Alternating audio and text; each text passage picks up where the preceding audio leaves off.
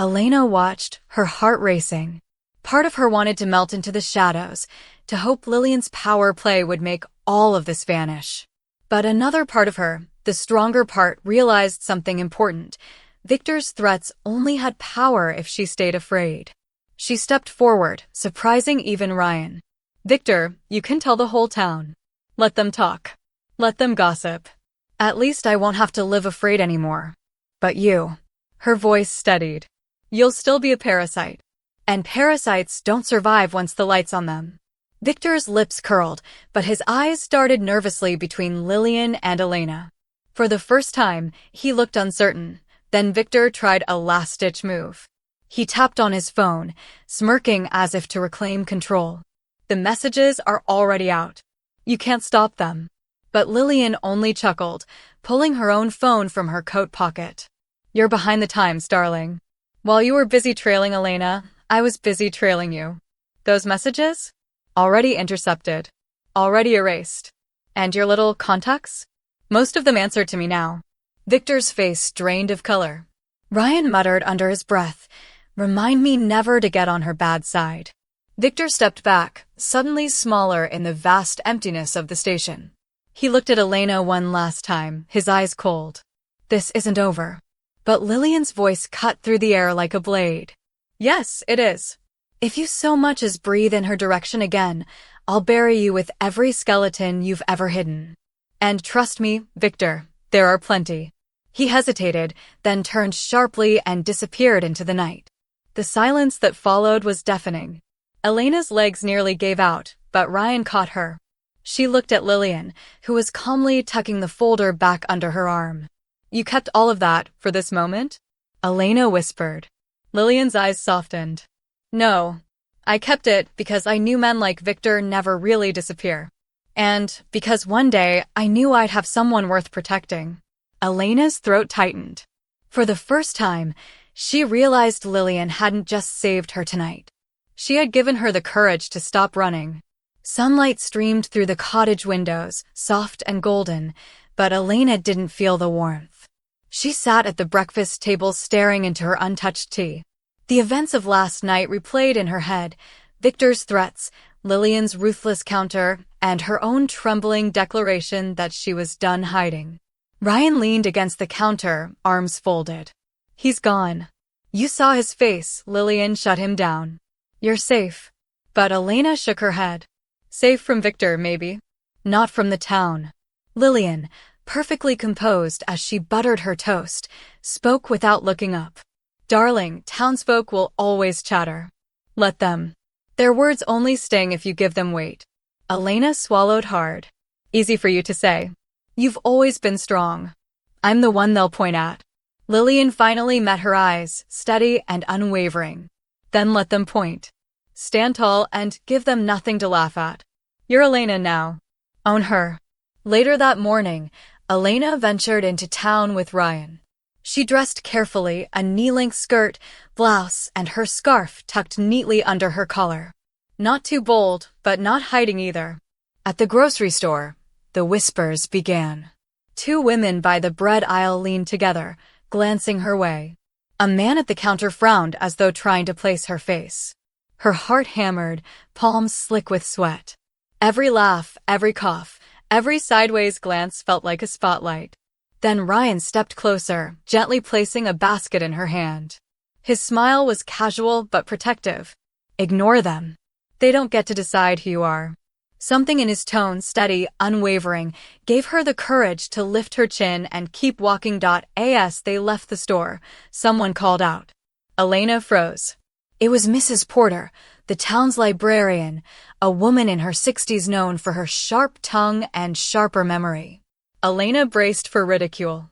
Instead, Mrs. Porter gave a small smile. "Lovely scarf, dear. You remind me of myself when I was your age. Bold enough to wear what I wanted, no matter what people thought." Elena blinked, stunned. "You don't care?" Mrs. Porter shrugged. "People will always find something to gossip about. Might as well give them a show worth talking about." With that, she turned and went on her way. Ryan chuckled. "See? Not everyone's against you." For the first time that day, Elena smiled. That evening, Back at the cottage, Lillian was waiting in the sitting room with a glass of wine. Her expression was serious. "I'm glad you went into town. You needed to. But don't mistake small kindnesses for safety." Elena frowned. "You think Victor will come back?" Lillian shook her head. "Victor may be gone.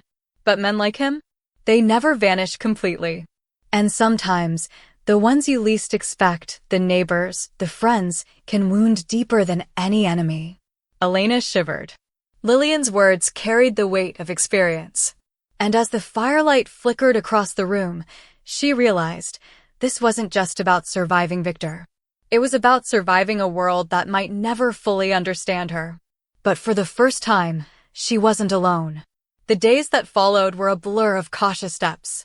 Elena ventured into town more often, sometimes with Ryan, sometimes alone.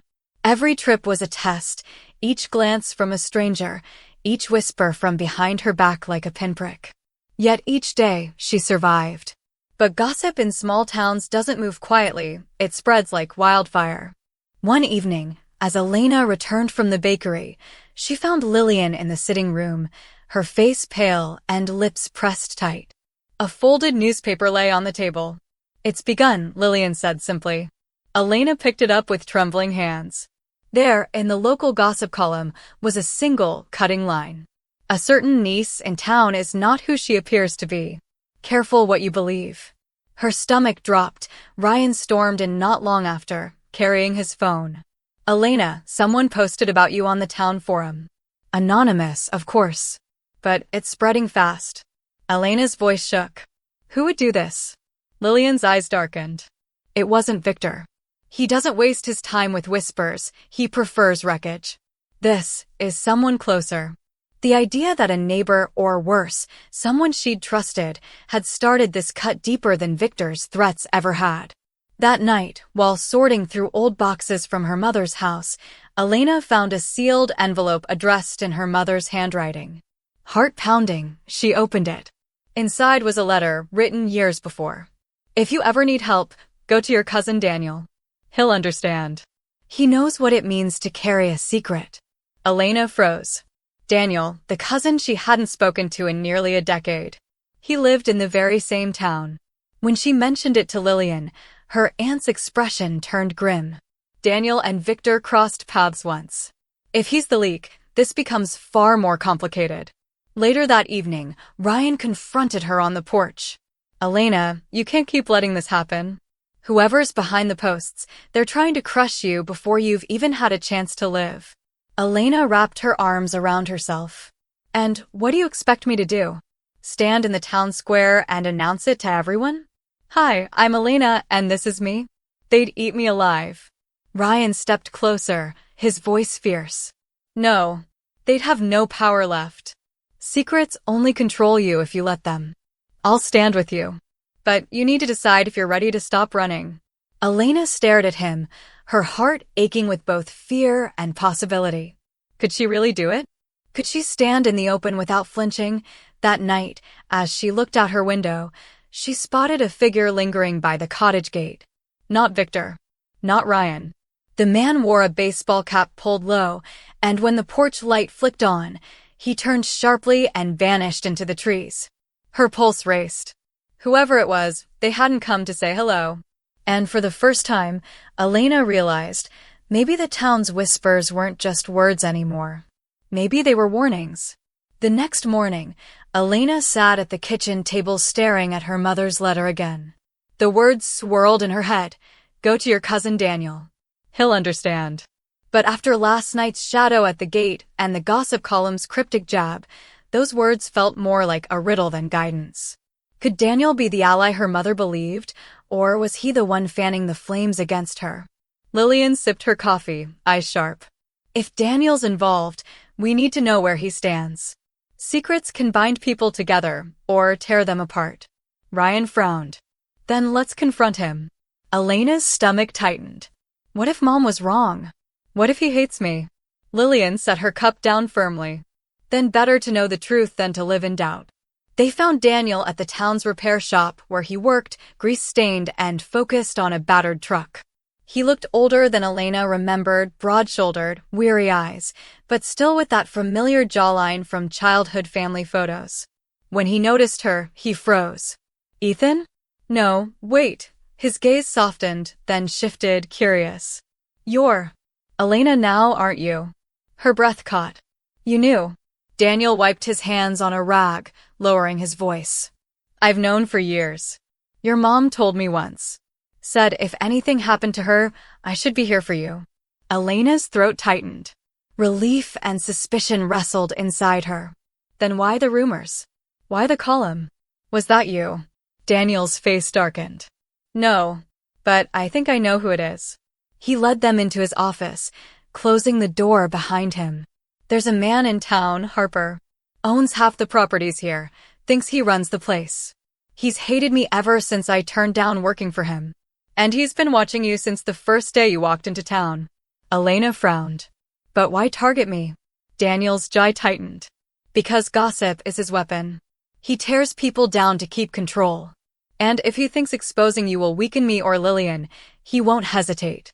Ryan muttered, so it's not Victor anymore. It's someone worse, someone with power right here in town. Daniel looked at Elena, his voice softer now. Listen, you're not alone in this. You think I don't know what it's like to carry something you can't tell the world? I've lived with my own for years. Elena tilted her head. What do you mean?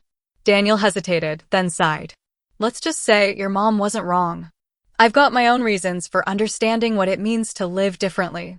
Elena felt a spark of connection, like a thread tying them together across years and secrets. But before she could ask more, Ryan's phone buzzed. He glanced at it, face paling. Elena, you need to see this. On the town's community forum, a new post had gone up. This time, no cryptic hints. A blurry photo of Elena at the cafe. Dress, scarf, makeup, clear enough to recognize.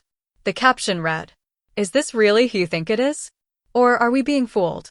Elena's blood turned to ice. The whispers weren't whispers anymore. They had faces, names, and proof. The photos spread faster than wildfire. By the next morning, Elena's phone was buzzing with messages, half from strangers, half from numbers she didn't even recognize anymore. Some were cruel, dripping with mockery. Others were curious, veiled in false kindness. But the worst came when she stepped into town. At the bakery, the chatter stopped the moment she walked in. A man muttered, "That's him, no, her, whatever." Two teenage girls snickered behind their phones. An older woman stared with pity, so sharp it cut more than the laughter. Elena fled before she could order a single loaf.